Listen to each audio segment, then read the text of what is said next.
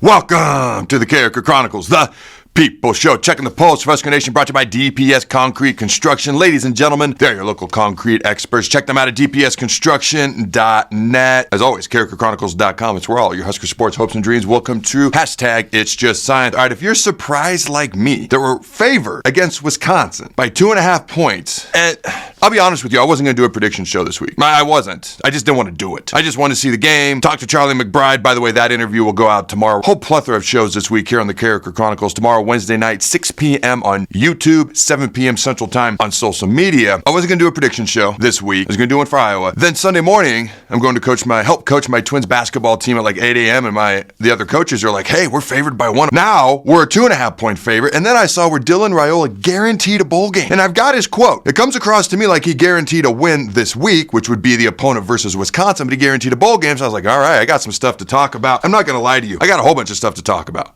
Dylan's proclamation, Matt Rhule, Dylan's performance, keys to the game, prediction for the game, and then a whole bunch of national college football stuff at the end of the show. All right, ladies and gentlemen, let's light this candle. It's been an absolutely loaded week. Smash the like button if you like Dylan's proclamation of we're going to go to a bowl game, and if you're surprised that Nebraska's favored like I am by 2.5 points. If you missed Sunday's show, it's Tom Osborne. Go back and check it out. If you missed Monday's show, Merritt Dawson, top 100 linebacker in the country, joined me. It was a great show. He actually told me that there's at least 2 more players that are going to be committing/flipping to Nebraska that are, and I quote, huge gets. And then we talked about, he's a top 100 player, Christian Jones a top 100 player, and Vincent Shaver is already there. Those guys are all 3 linebackers. They're going to play together here at the University of Nebraska. I know I'm supposed to be super down. I don't know. I just love Nebraska football, and I got some thoughts. Okay, but we're going to get into that as always. So if you haven't done so yet, make sure you subscribe, ring that notification bell so you don't miss any of the content we're putting out here on the Carriker Chronicles. All right, Dylan Raiola. Here's the quote. I spent all bye week with Holgorsen and then obviously the game week. Raiola said, it's important knowing what he's going to call and what he likes here and why he's calling it so we can execute it at the best of our ability. But we're going to keep building on it these next 2 weeks. We'll get the win next week, talking about this week versus Wisconsin, and get us to a bowl. Again, it sounds to me like he's guaranteeing a win versus Wisconsin. I don't think that was the intent. I think the intent was we're going to go to a bowl game. That was the intent. Basically guaranteed a bowl game. Now, I love it. I love that. What do you want him to say?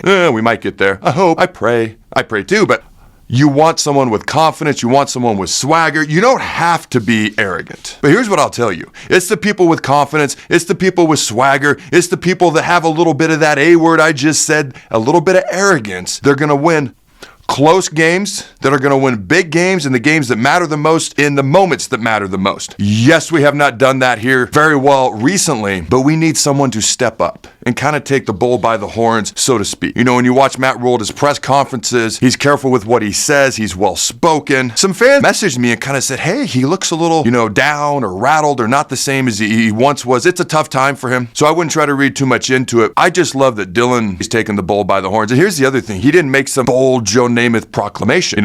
When Joe Namath did that, back when the Jets beat the Colts and they were gigantic underdogs in Super Bowl III, he really just made this as kind of a casual comment. Really, he was talking about, and I quote, Husker Nation is probably logged out, end quote. Not a jab at the fans, just the feeling he's kind of getting. And he just kind of said, basically, we're going to go to a bowl game. It was just kind of a casual comment that he made, but I actually kind of like. I've gotten a lot of questions from fans about various things. Obviously, I get hit up all the time, former players, from fans. I'm just going to address some of them here. Should Dylan have redshirted? No. Okay. Look back at the first 3.5 games. He was ready to play. And I'm going to get into some of my thoughts, as to why things haven't gone the same since and some of my overall thoughts and things in general. But I'll say what I've said before. My opinion of him has not changed. And here's what I said before the season, last spring when he was named the starter, throughout the season, and I quote, you never know what you're going to get from a true freshman, end quote. That was me. My opinion of him has not changed. He did not need to redshirt. He showed that early on. He hasn't played the same since. Now, here are my thoughts on that. The coaches put too much on him. A lack of a run game, not great special teams, to put it kindly. The defense is good, but hasn't been consistent in the big moments. Think back to that Illinois game. I remember watching that game. It was like all on Dylan, I felt like, that night, just as one specific example. 2 years in a row, I'm not going to say they made a mistake with the quarterback decision 2 years in a row. They did the first year. All due respect to Jeff Sims, great guy, didn't go well. But this year they made a mistake by putting too much on a true freshman. Also, not utilizing Heinrich Haarberg. He brings something to the table, to this team, to this anemic, struggling offense that nobody else does, with a certain set of skills that could be utilized, and also it could take some of the pressure off of Dylan Raiola without putting more on his plate, but stressing defenses in other unique ways, yet not asking more of Dylan. These are just my thoughts and opinions. You can take it as, oh, he's criticizing the coaches, or oh, Adam's a homer. These are just my thoughts. Okay, when I'm not sure what to say sometimes, because sometimes it's hard, especially after a Nebraska loss, because I want to respect the program I love, but I'm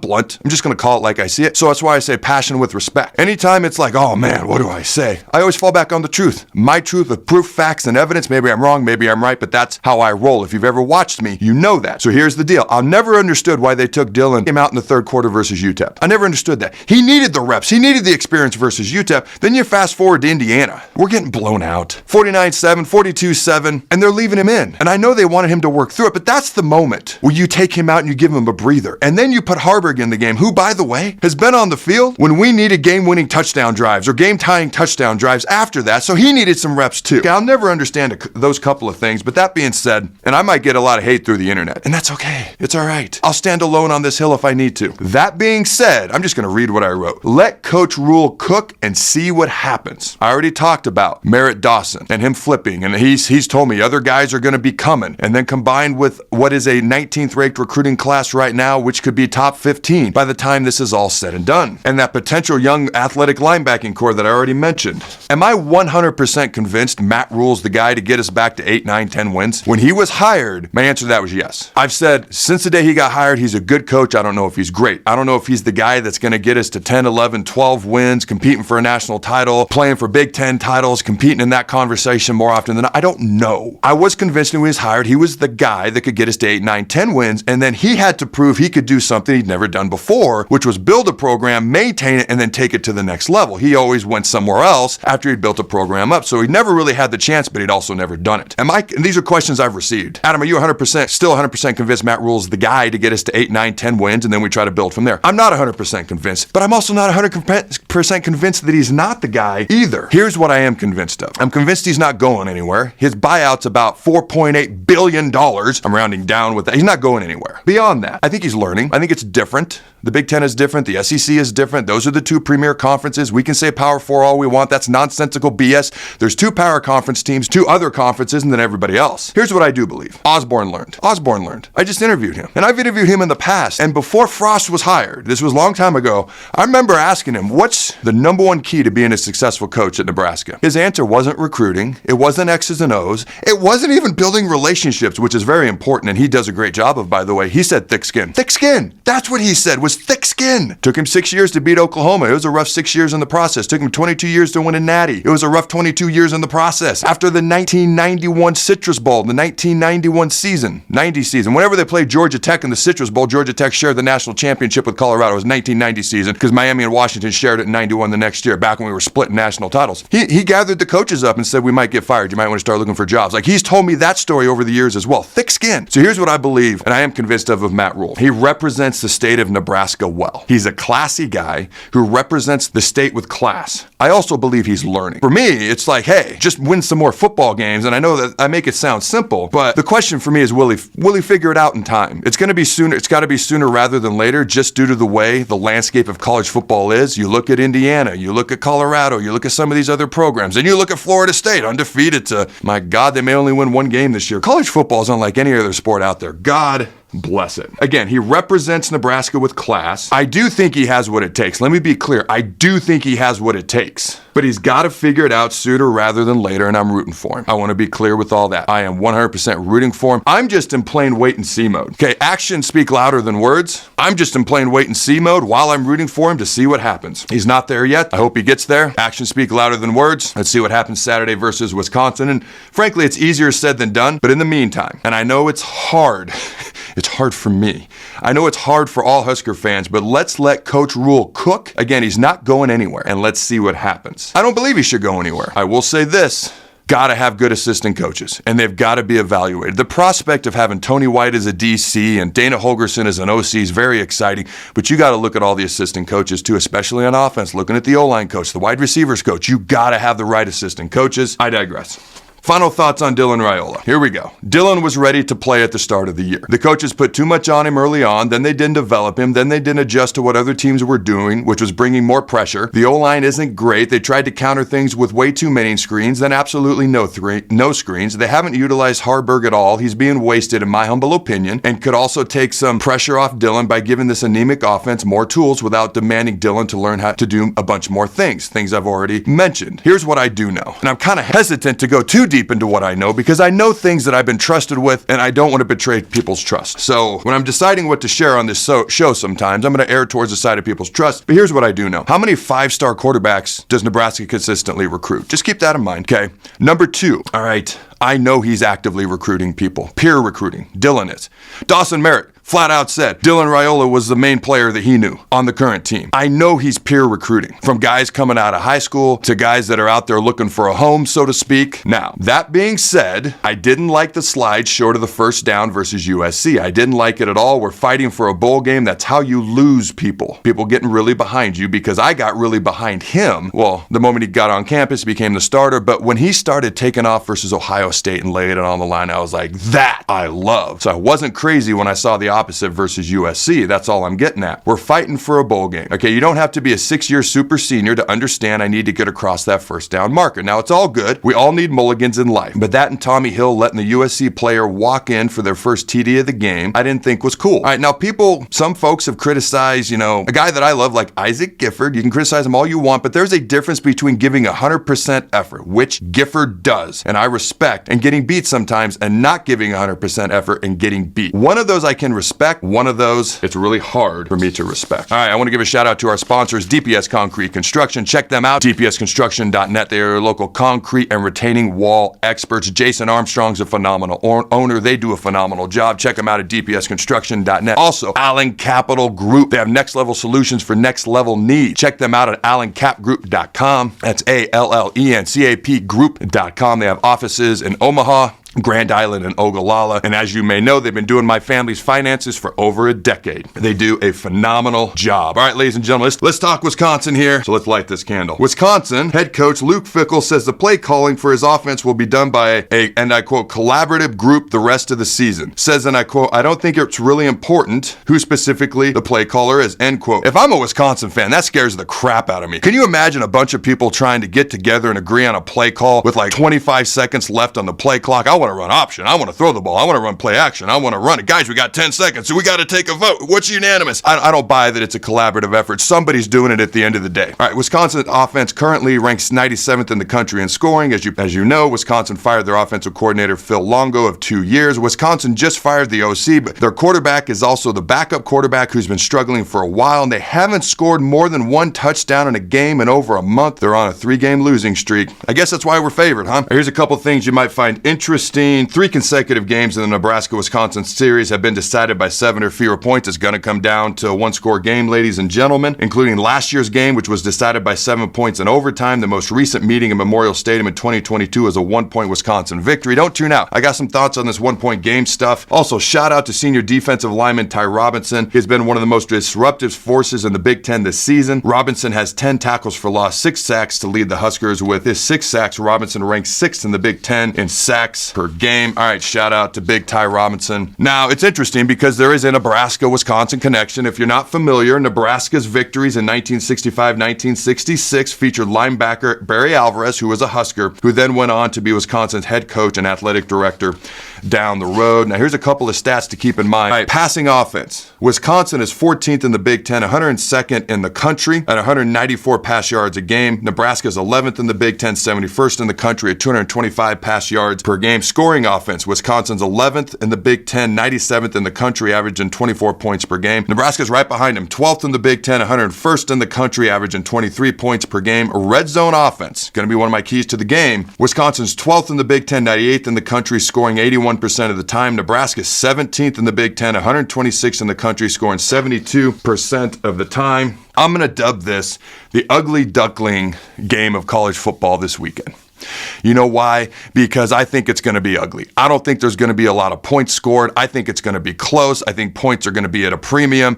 I think there might very well be some ugly football. It's going to be the ugly Duckling game of college football this weekend, and I'll tell you beyond that just as to why, especially if Nebraska wins. If Nebraska wins, other people are going to watch that game and be like, that was butt ugly. Kind of like that butt ugly little duckling. But that mama duck, she loves that butt ugly little duckling, and one day it grows up to be a beautiful goose, or whatever the thing, swan, I guess it is. If we win, I don't care how butt ugly that football game is, it's going to be a beautiful frickin' swan in my eyes. All right, here are the keys to the game. Number one, no big plays. We can't allow any big plays. This pass offense is not good for Wisconsin. Wisconsin's pass offense had 96 pass yards versus Oregon. So no busting coverage, no miscommunications, no big plays allowed. Make them earn everything because frankly, they're not very good at earning everything up and down the field, especially throwing the ball. So don't give up big plays. It's going to be hard for them to score. Number two, scoring opportunities, again, will be limited in this game. We have to take advantage of every red zone opportunity we get. And here's the thing. We have large bodies at tight ends and wide receiver. We got two wide receivers that are 6'4", 220, perfect for red zone. We have 6'6" and 6'5" tight ends, perfect for red zone. Take advantage of these guys in the red zone and utilize Harburg or don't. Okay, number three, the fourth quarter. Every year, Wisconsin, their stats going back, the overall record versus Wisconsin, our record versus Wisconsin over the past decade, 9-1. I didn't want to read any of that. You know why they always win? It's always close. It's always close in the fourth quarter, and then what happens? Every year Wisconsin wins the fourth quarter. Every freaking year. That's why they win. So how about we win the freaking fourth quarter for a change? Here's my prediction. And this is more about Wisconsin than it is us. At some point, that ball is shaped funny, and it's got to bounce our way, right? Also, we're going to put all the refs in handcuffs. I'm just saying. What the hell are they doing? All right, my prediction, Wisconsin 10, Nebraska 13. Yes, we win making 2 field goals, not missing an extra point. That's how we get to 13. We make field goals now, I hope. The good guys 13, the other guys 10. I freaking hope. So here's a couple of other things I wanted to share real quick. Shout out to former Husker Drew Brown. He said, we need to stop putting ourselves in situations where a missed penalty can affect the game. Win the game before the last drive or final 2 minutes, which is actually the same thing Coach Osborne said on Sunday night. And then, for those who didn't know, from September 2012 to October 2014, Nebraska won 10 straight one-score games. Not just unlikely, but almost improbable. It can be done. Just got to get that first one. And it's been harder than hell, let's be honest. And Matt Rhule said in his press conference, we're not snake bit. We're not cursed. We're not unlucky. And the quote is, we're not snake bit. We're not unlucky. We're not cursed. End quote, Matt Rhule. All right, ladies and gentlemen, let's get to some national college football. All right, in national college football news, Oregon, number 1, goes to Wisconsin. They'd played 8 straight games. Wisconsin was off a bye. They had traveled 2 time zones, 3 of their past 5 games the Ducks had. Wisconsin was at home. This was Wisconsin's Super Bowl. It was close. I predicted it would be if you listen to the Adam Carriker show on the ticket. Oregon wins 16-13. Oregon's offense outscored Wisconsin 10-0 in the fourth quarter. Oregon's defense forced 5 3-and-outs. Wisconsin's offense was held to 96 pass yards, the lowest of the season. Wisconsin's defense allowed 6 plays of 15-plus yards, 5 passing, 1 rushing, ladies and gentlemen. And the odds on favorite to win the Big Ten championship is Ohio State, then Oregon, then Indiana, then Penn State. Next up, Florida versus LSU. 5-5 Florida, who, by the way, has had a brutal schedule, which includes playing top 10 teams like Miami, top 10 teams at some point this year like Texas A&M, Tennessee, Georgia, Texas, LSU, Ole Miss. Oh my God, the easiest game is their in-state rival versus Florida State, which is still a rivalry, and they're still 5-5. They're still 5-5. Don't tell me it can't be done. All right, Florida upsets LSU, which again I predicted 27-16. LSU couldn't finish a drive to save their lives. Their average starting field position was huge in this game. Florida versus LSU, Florida started their drives on average 18 yards closer to their opponent's end zone than LSU did. The Gators' drives on average started at their 38-yard line, and LSU's drive started on average at their own 20-yard line. Florida ran 43 plays, LSU ran 92. LSU had more total yards, rushing yards, passing yards, and yards after catch. LSU had a 165-55 advantage in yards after catch, and LSU had 12 more first downs than Florida and still lost by double digits, and that's because Florida's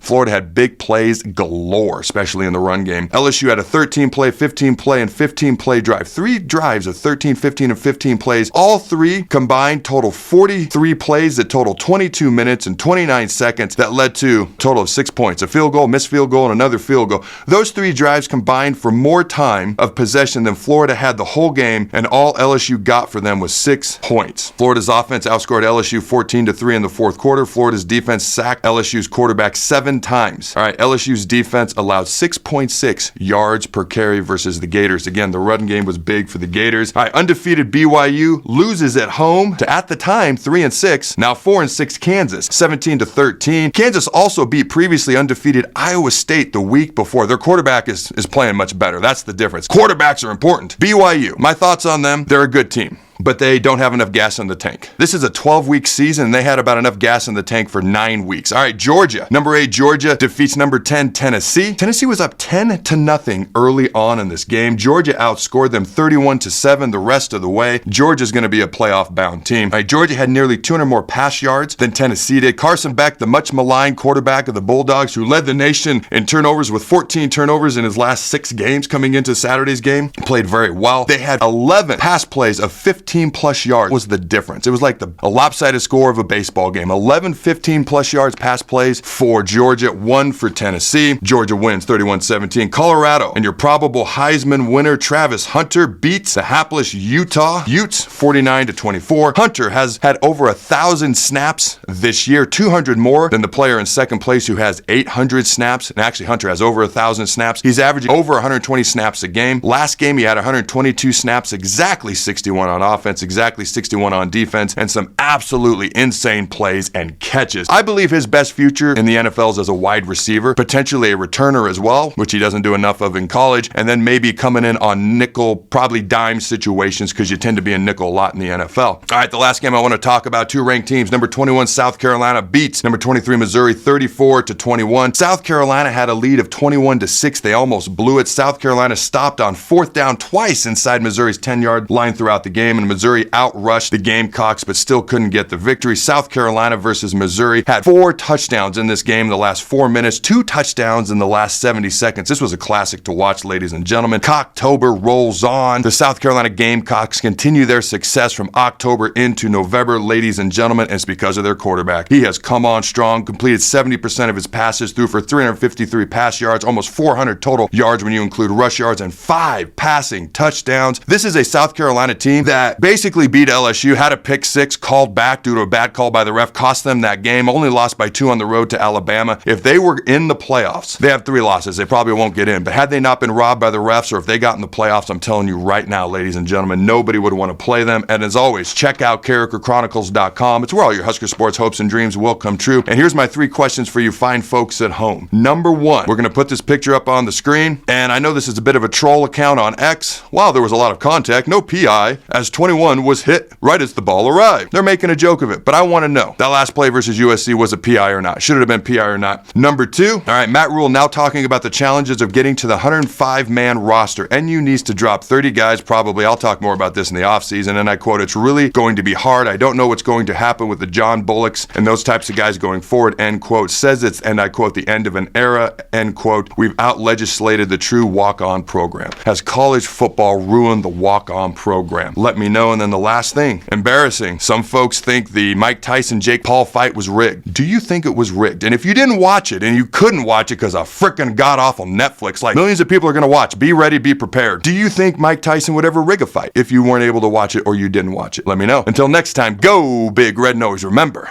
to throw the bug.